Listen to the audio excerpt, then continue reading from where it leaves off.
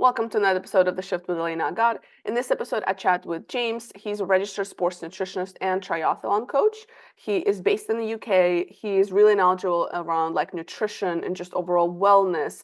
And he has this wide spectrum of knowledge around just how to live well and particularly how do you train for highest performance, right, in your personal life and professional life. He's also the head of nutrition for Hurry the Food Up. So it's a vegetarian food website where he advocates for sustainable living and healthier dietary habits, really focusing on weight loss and muscle building. We talk a little bit about intermittent fasting. We talk about preparing for triathlons and just what does that look like. So he works with athletes, professionals, and just everybody else in between. I found this conversation very interesting. I've just recently signed up for my first mini beginner triathlon that is going to be happening in June 2024.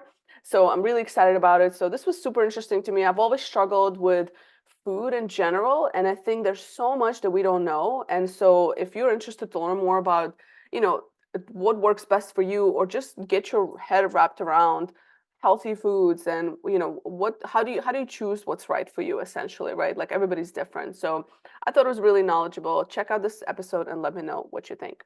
James, welcome to the Shift podcast. Thanks very much, Elena.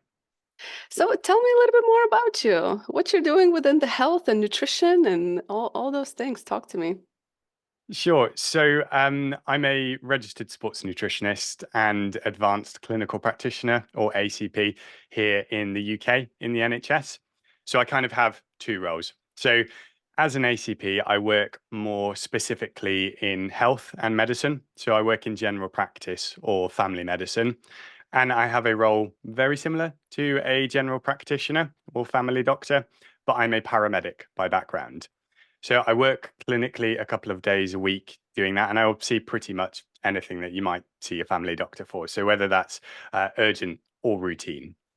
And then the other part of my roles is within sports nutrition, and there I have two roles again. So I'm the head of nutrition for Hurry the Food Up, and we're a vegetarian-based food website, and our focus is helping people to live more sustainably and healthier following a vegetarian diet, and we specialize in weight loss and muscle building. And then I'm also the founder of Nutrition Triathlon. So I work with amateur and professional endurance athletes, and that goes from anyone doing their first 10K all the way to people working in, people competing in elite sport, and that's people doing international races, trying to get podium positions. So I have quite a variety with that. And I'll be honest, it's a very privileged position and it's a really great mix just because of the diversity I get. Yeah, I love it. First of all, I love when I meet people who are just multifaceted. I think it's really, really exciting. And I think it probably is allows you to also see things for so many different perspectives. So it's quite interesting. And I'm going to ask you later how you manage all of your time and family and all of that, but we'll get to that towards the end. I'm curious, what did you study? What pushed you? Like, when did you decide that you want to go into this field? Like, was it something in your childhood you're like, I really love this. Like, I really want to talk about nutrition or health or sports. Yeah, so it's a great question. And in some ways, I kind of just fell into it. So the preface to all of this, I guess, is that my father died when I was 10. And that was one of those things which probably just changed the trajectory of my life a little bit because during that point, we, as a family, got a lot of support. And I think that kind of made me realize how important it was to be able to have that support, whether that's friends or family or healthcare professionals.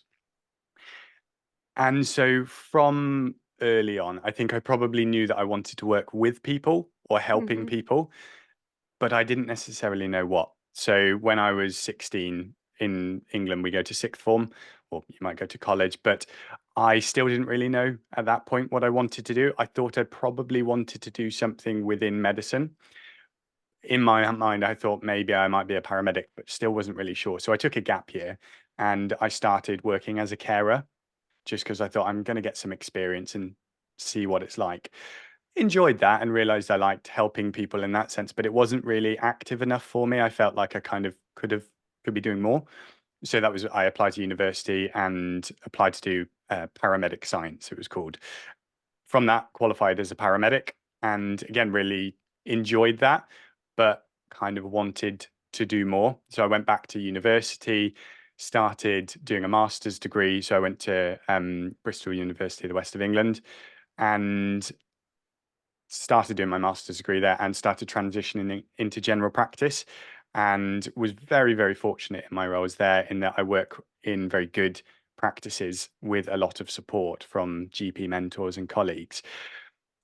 I then just got to the point where I like challenges and I like learning. And although there was more I could learn within health and medicine, I wanted to just broaden my horizons a little bit. And at this point, I had already kind of got into triathlon or was dabbling in it.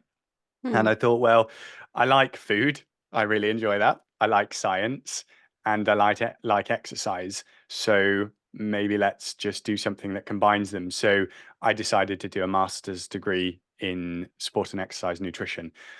Did that, and then that just led to more opportunities and wanting to work within endurance sports, more specifically triathlon and running are kind of specialities. And it's just one of those things that snowballed from there. That's interesting. I'm curious to get your thoughts on the kind of why the vegetarian lifestyle. And I'll tell you, give you a little bit of context. So I did vegetarian for a while, like in my 20s, and then I went to only eating like fish, and then I went back to kind of eating meat, you know. And I'm just curious your thoughts on, is it for everybody? Because I felt good and different through each of these experiences, you know, and I definitely see like a benefit of vegetarian, but through my own experience, I found it really depends on each person, and it depends also on the quality of meat that you're getting. So I think that, so I'm just curious, like just your thoughts about it, because, you know, there's a lot of talk about it, right? Like what's right, what's wrong, Yeah. like, you know, is there a right answer? Yeah, no, and probably not. I mean, I should preface it and say I'm a pescatarian, so I eat fish a couple of times a week, and that's just because I prefer that, and maybe I think it's probably a little bit healthier. Um, but there is, as you're very right, there is a lot of talk about diets and what diets are healthier. The truth is that there is there are I guess outliers in that we can say certain diets probably are not healthy. So we're thinking of things like the carnivore diet. Those typically are not the healthy diets, the kind of extreme ones. And then there's a real middle ground. So it would be lying to say that following a vegetarian or vegan diet is definitely the healthiest option because we just don't have enough evidence. We know that people can follow pretty much any diet and be healthy or unhealthy because it depends exactly as you say the quality of the food that you're eating. Are you eating enough micronutrients? Are you eating enough fruits and vegetables, enough fiber? There are so many facets to it. And I think that this is a really interesting thing within nutrition. And when it comes to diets, is that people want something to follow. And I think it's probably because they want something to believe in and they want some to attach themselves to something because that way they have I guess it's almost not quite as strong, but like a cult, because they want that, and it kind of gives them a connection and a sense of purpose.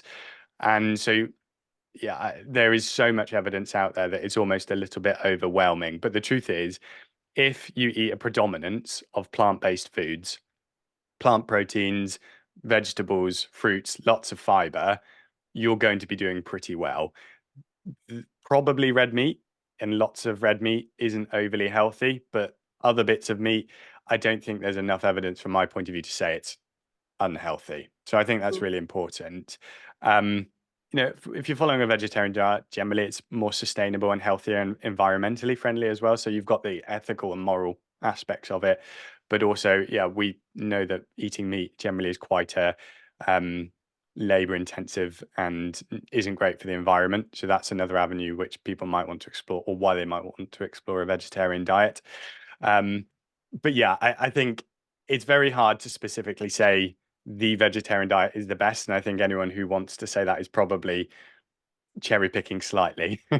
Yeah. No, I appreciate that perspective, you know, like you're not married to one thing or another. And I think I don't know enough about the environmental impact. I mean, I know some, but not enough to like really talk about it. But I do think that there is something around like I said, the quality of the meat. You know what I mean? And that's where. So like, I'm with you. Like, if I'd rather be vegetarian than eat poor quality meat, full of hormones, full of highly processed, whatever, maybe like just all these things. They're just like, I'd rather go vegetarian. So I think that I kind of see your point. Like for majority of the people, considering that a lot of people, at least like in the US, don't have access to quality food. And I'm talking quality from a nutritional perspective, not like, because even your regular grocery store is questionable, the kind of meat that's in there. So I think from that side, yes. So unless you're like hunting your own, I would probably, I'd probably agree with you on that sense. Like unless you're hunting your own, your own meat, your own animals, or you're getting something really high quality, I can see how eating vegetarian could be a better option, you know? Yeah, and Yeah. it's definitely you can get everything you need through a vegetarian diet. So again, that's one of those sometimes misnomers that people say you can't get all the nutrients you need. You definitely can. You just have to maybe work a little bit harder and kind of Mm-hmm. know a little bit. Yeah, yeah, that's a good point. I'm curious, there's a lot of talk, right, about nutrition, and we know like, and there's a lot of content out there now. Yet, as a society, at least in the US, and I think it's similar in the UK, we're just getting more obese. I think don't quote me on this, but I think last I read it was like 70% of Americans are obese. I mean, in obese, we have to determine like obesity is actually like there's a fine line between like there's a difference between like on a border of obesity and like being super obese. But basically, a lot of people carry a lot of extra fat. How are we getting to this? Like, what is it? What do you think it is? What's causing this decline? That is a $1 million question, and I've thought about this myself a heck of a lot in where the responsibilities lie because there are so many places, I guess, you can point the finger at. Um, I guess for me, the core part of it is probably lack of knowledge, and it's at what step of the ladder that lack of knowledge is happening and where it causes the issue. Because most people, and I know this from my own anecdotal experience, but when you look at the research, people don't really know that much about what they eat or what they're consuming, how many calories they're expending. And in a sense, that's okay. But people are getting fatter. We know society is getting fatter. So there is clearly a problem. And most people don't want to be unhealthy. And we know that obesity is linked with a whole myriad of health problems. So it's not a question of that they want to be there. Something has gotten there. There is some sort of mismatch, and then there's also that whole discussion around motivation as well, because obesity is a terribly complex thing in terms of what gets them there. And so I think there's also a huge question, as well as knowledge, of social demographics, of Hmm. income, where someone is in the world in terms of their job and how much money they have to spend on these things, because typically those in a lower socioeconomic status will be or more likely to be obese. And that's a huge problem as well. So I think there are just I don't have a good answer because there are so many parts of it. I think we need a better education system from the ground up. We need parents to be able to teach their children better. We need schools to be able to teach it better. There's a whole lot in terms of marketing of ultra processed foods. They definitely have a lot to answer for, but they are not the sole reason for it. And I think, again, I talked earlier about kind of diet cultures. You will then get people shaming both ways in terms of ultra processed foods, high sugar foods, high fat foods. You can always find research that will point fingers at both. But actually, when you get to the core of it, if people didn't eat as much as they did, we wouldn't be getting fatter as a society. And that's the question of where how you fix that. I think knowledge and some empathy will probably go a long way. Yeah, I like that. I appreciate that answer. I think knowledge and empathy can go a long way to at least begin a healthy conversation around a lot of issues, not just the nutrition. It's interesting you mentioned the socioeconomic kind of status because in the US, like literally this just happened like a few months ago. My partner and I, we were driving through a kind of, not the nicest, not the wealthiest part of town, more like, lower class kind of income. And we could see on every corner there was a fast food chain, fast food restaurant, and then we would shift into like a nicer area, and there's none of that there. So it's more like you have your organic stores or your mom and pop shops that are like farm to table type thing. So it's really interesting how, I mean, there's a whole system that's in place, right, to keep, to almost like, not to go like conspiracy theory on it, but like to keep people down from certain, you know what I mean? And I think there's also, to your point about education, there's a lot of understanding about how much things cost. People think to eat healthy is a privilege, and it's, but like no, like you just have to make different choices at a grocery store, at the same grocery store that you go to get X, Y, and Z, and it's effort as well, like to make time to meal prep. Right. So I don't know. Do you see the same in the UK?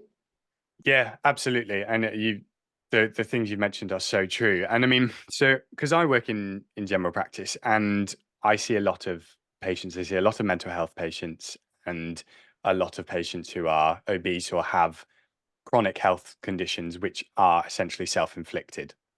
But we know the majority of chronic disease is self-inflicted through kind of poor lifestyle, whether smoking, alcohol, obesity, whatever gets in there.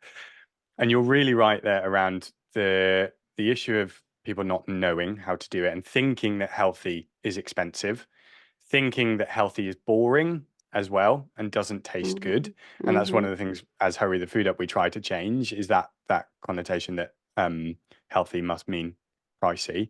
But also I guess I have a lot of sympathy as well for those mentioned in the kind of low socioeconomic range status, but there are a lot of people with depression, anxiety, and they often have a whole heck load of stuff going on in their personal lives, which is really difficult to manage. And I think when you just tie that into everything else, probably a lack of education, poverty, it's so difficult, and it's so difficult to get out. And you can see then why obesity is such a problem, because it is so complex, and how you fix it, I don't know, but yeah. Yeah. No, I think the sympathy part is important. I think it's easier to say, and I mean, listen, I tend to, my audience knows, I tend to be the person that's like, listen, just go out for a walk, like go do something, like stop feeling sorry for yourself type mentality. Especially for, so there are some people that do have true mental health challenges in terms of clinical, like there is really something there. But I feel like a lot of people, it's a lot of self-induced, and a lot of like confusion between depression and I just had a shitty day and I just need Yeah. to get out of this mindset. So I'm and but I also know I've my weight fluctuated my whole life, and a lot of it was emotional and stress related for me. And I got myself out, but it's very easy to slide into it. It's very easy, and I can't even imagine. I lived a pretty privileged lifestyle overall in life, and I can't imagine what it's like to be in a certain situation, to your point, and like the struggles. And the last thing you really worry about is, your own health when you need to put food on the table and so on. So, the question to you, I'm curious, like, how much work do you think, or do you do, for example, about mindset and that mental health before you even try to tackle the anything else, the food choices? Yeah, and tough one really. So I mean, what I would say as well, and I definitely agree with you in terms of sometimes there has to be an element of you just need to do this, or you need a bit of tough love, because that's actually really important. There does have to be an element of ownership and accountability, and this links to the mental health side of things and the mindset. But and this actually goes for so many walks of life, is finding out what motivates that person and where their desires are. Because we can talk about the principles of losing weight or getting healthier or running a successful business or whatever walk of life. It's very easy to talk about those, but it's so much harder to actually do it, and then Mm-hmm. do it continuously, do it consistently over time. And certainly when it comes to health and nutrition, it's trying to work out what is it that's going to motivate that person. Because so you might have heard this already, but there are the behavioral change cycles, and you can't really force someone to do something, or you might be able to do, and it's going to stop pretty quickly, because they're not going to be able to do, like, you might be able to force them for a week or two, or kind of coerce. But if they're not already at the point where they want to change, if you don't have their buy-in, it's not really going to be a long lasting success, because after a month or two, it's going to fizzle out because they haven't understood why they need to do it. You Mhm. haven't found that right motivation.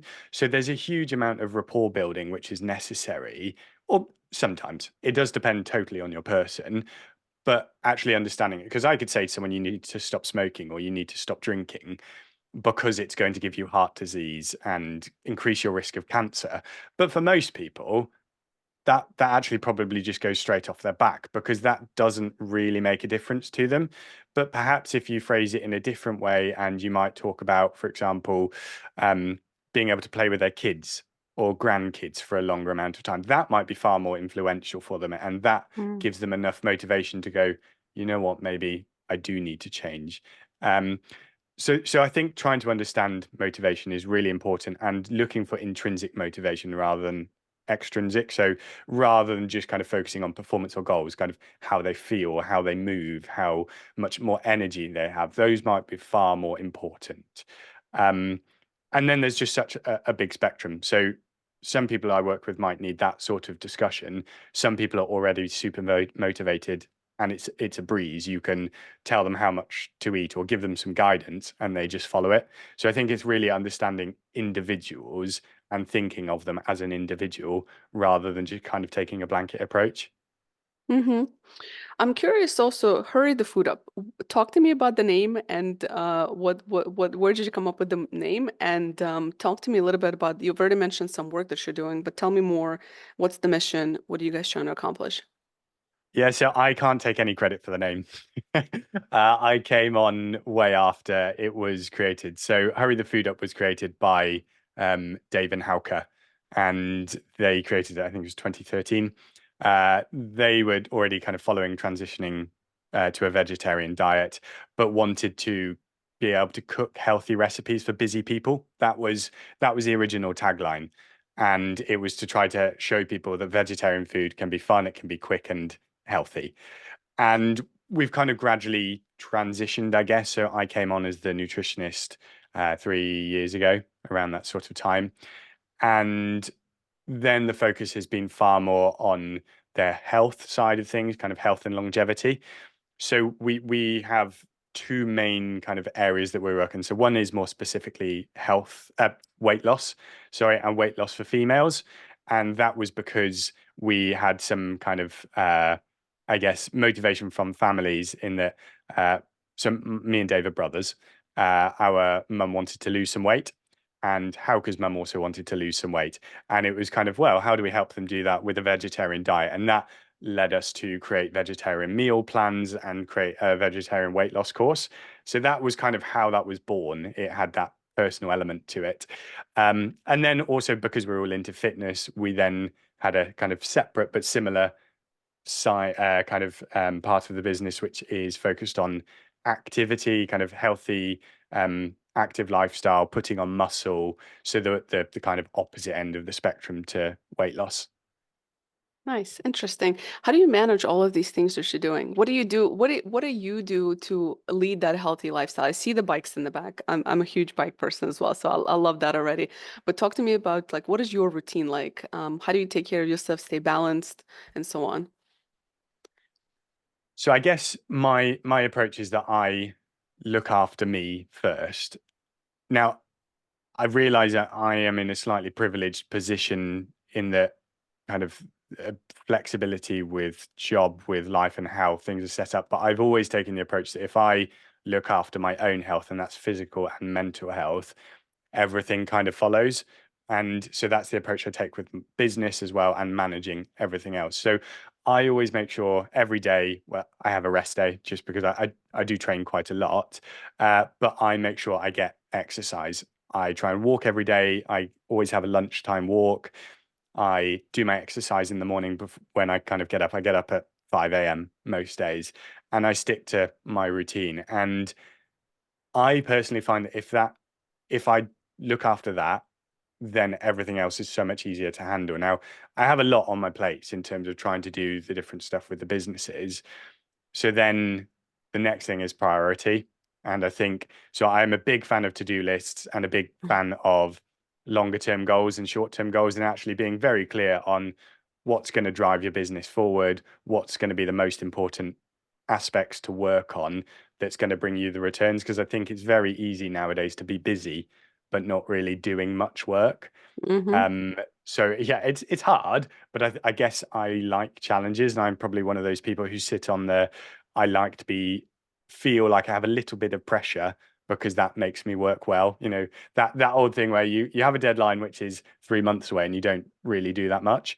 And then as it gets closer, you start realizing you need to. So I like to set those sort of goals and deadlines to kind of keep me working. Mm-hmm. Same here. Like I need like I always say like operate best under pressure. And I just like that's just yeah. And I think a lot of people are like that. It's like the more busy you are, the more you know how to prioritize because you have so many things you need to accomplish. So, and I think the less you have on your plate, the more you just procrastinate. So, but talk to me about your thoughts on intermittent fasting. That's also been, over the last couple of years, it's picked up a lot of popularity. Although in most religions, they've been talking about fasting for a long, long time and the benefits of it. But now it's starting to enter into the sports world, and just like in general, like that's like the thing to follow. So, I'm a fan personally. It works for me, but it doesn't work for everybody, right? Curious just your thoughts on that. Yeah. Can I also ask you a question back? When you Yeah. say it works for you, what do you mean there? Can you expand? Yeah, it works for me in terms of let me just tell you this. I feel good when I do my fasting. When I like if I have like just a couple of meals a day on the lighter side, that usually gives me more impact in terms of if I want to lose weight. So it kind of decreases for me again, personal experience for me, it kind of decreases my overall appetite, if that makes sense. So when I do eat like I usually do like 14 hours, 15 hours. I don't do the 16 hours, but like I do like 14 hours plus. Um, I just feel better. I feel good versus having like proper like 3 meals a day. So yeah, that just kind of sometimes I'll do like two. I just feel better. Yeah. I don't know. So I would come at that from two different angles. One, the weight loss side of things, and one kind of energy and consistency. So from a weight loss point of view and weight management, intermittent fasting definitely works. We know that very clearly from the evidence. It's a really good tool for losing weight. However, it is a tool. And what I mean by that is intermittent fasting doesn't do anything differently to normal calorie restriction, i.e., you eat smaller meals over the course of the day. Lots of people like to look into it and try and suggest there's hormonal changes or that there's other benefits when it comes to losing weight. But realistically, the reason intermittent fasting works for some people is because they simply eat less calories. And that's what I mean when it's a tool. For some people, it's just a way that they can consume less because they're eating in a smaller window. And there are some excellent studies which compare intermittent fasting to just normal calorie restriction. And there's no benefit from it if calories are equated, because that's just physiology. If we're eating less calories, we will lose weight. So for some people, it can be fantastic because they might struggle with eating at certain points of the day. And by having set rules of when they can and can't eat, it can be really useful. And if that works for you or a person, that's brilliant. And if you can sustain that over the long term, you enjoy it, it doesn't feel like it restricts your diet and like you're really, really trying too hard to kind of follow it, fine, go for it. That's great. Mm, But if you like eating regular breakfast, lunch, dinner, and maybe a snack in between, and intermittent fasting doesn't work for you as a practice, you don't have to follow it if you're trying to lose weight because you don't need to. And it's that kind of balance and consistency. And then from the energy side of things, again, this is just a very kind of individual thing because I do think that we're all different and that we will all have things which we get on better with and enjoy, and we process nutrients in different ways. So I think, again, if you find something that suits you, and it still gives you all the energy you need. You're able, for example, if you exercise to eat enough calories, that's great. From an endurance sports point of view, I'm not a fan at all, just because fasted training, so not eating maybe within kind of 8 hours of doing exercise from an endurance point of view is pretty bad. Mm-hmm. It's quite dangerous, especially when you're talking endurance athletes who are doing big volumes of training. So I'm not a fan from that. Um, but yeah, so from sporting point of view, I'm not really keen. Mm-hmm. But again, if it works for the everyday person, great.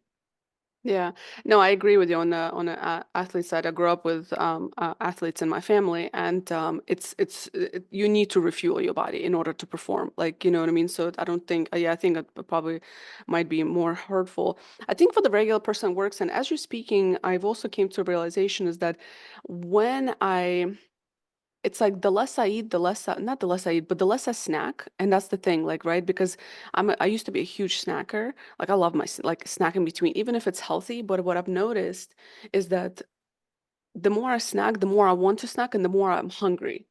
Does that make sense? Versus not restricting, but kind of just having like, actually being hungry, having a meal, getting full really quickly from like, a normal portion. But if I like before, I remember like if I just have like meals and then a snack, I want to eat more. So I feel like the less I eat, and I eat, don't get me wrong, like but the less I eat, the less I want to eat and snack, if that makes sense. So that's where intermittent fasting for me is a winner, like in that sense. Because I think it forced me to be like, oh, like I get full faster and I'm not as tempted to like continue to snack. And that's what I've noticed at least. Yeah, and exactly. And if it works for you, that's Yeah. fab. I think there'll be some people it just doesn't, and actually they might get way too hungry or inadvertently not consume enough calories because their Mm-hmm. mindset is kind of towards the restricting. And there is a big thing or something to say for listening to your body. And if you are finding that you're frequently getting hungry, it might well be that actually you just need to eat more.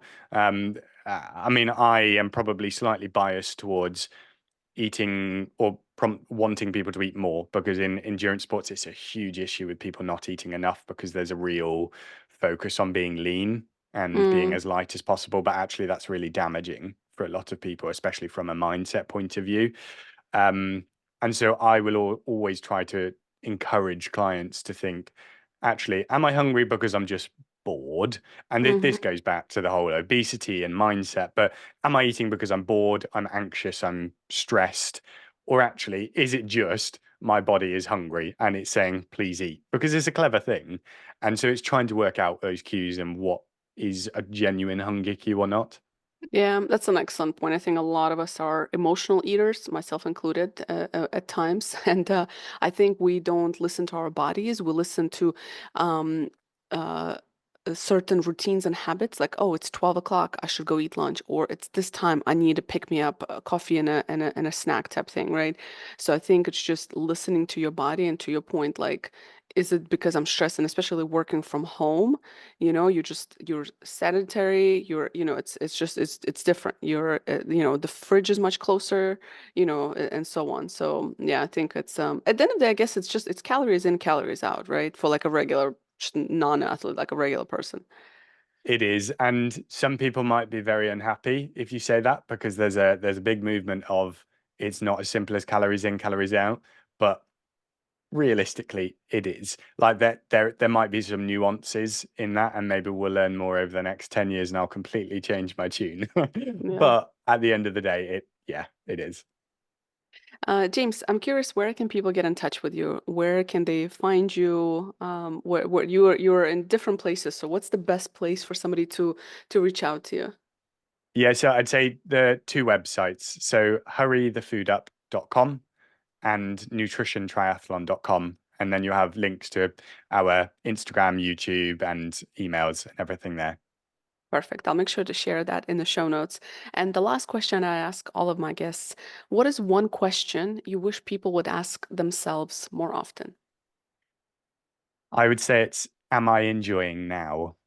I think there are way too many people who miss the beauty and the happiness that's going on or that you can get from the present moment because they're always in the future. It's kind of, it'll be better when, or like I want to do something else. And I think we miss so much around us. Mm. Yeah, absolutely. Absolutely. Well, I've enjoyed this conversation. So thank you so much, James, and for the work that you're doing to create healthier communities. I appreciate you, and hopefully we will speak again. Yeah, lovely. And thank you as well, Elena. Great to chat to you.